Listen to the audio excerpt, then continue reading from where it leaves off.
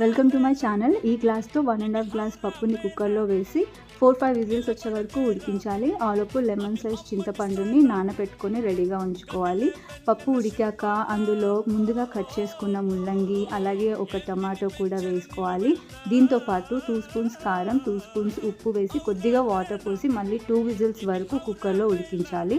ఆ తర్వాత స్టవ్ మీద గిన్నె పెట్టి 2 స్పూన్స్ ఆయిల్, అలాగే ముందుగా కట్ చేసుకున్న ఎల్లిపాయ, 4 రెడ్ చిల్లీస్, అలాగే 1 స్పూన్ శనగపప్పు, 1 స్పూన్ జీలకర్ర, 2 స్పూన్స్ ఆవాలు వేసి వేయించుకోవాలి. ఇవి వేగుతున్నప్పుడు 4-5 కట్ చేసుకున్న పచ్చిమిర్చి, ఒక పెద్ద సైజు ఆనియన్ కూడా వేసి వేయించాలి.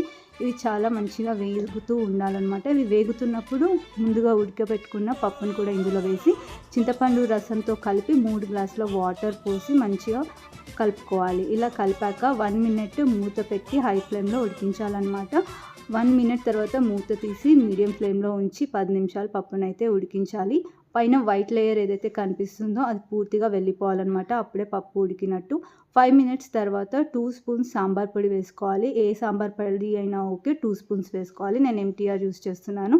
ఆ తర్వాత 5 మినిట్స్ తర్వాత చిటికెడు ఇంగువ అలాగే కొత్తిమీర కూడా వేసుకుంటే వేడి వేడి సాంబార్, అదే ముల్లంగి సాంబార్ రెడీ. వీడియో నచ్చితే ప్లీజ్ లైక్ చేయండి. అలాగే నా ఛానల్ని సపోర్ట్ చేయడానికి సబ్స్క్రైబ్ చేయండి. Thank you for watching. Bye.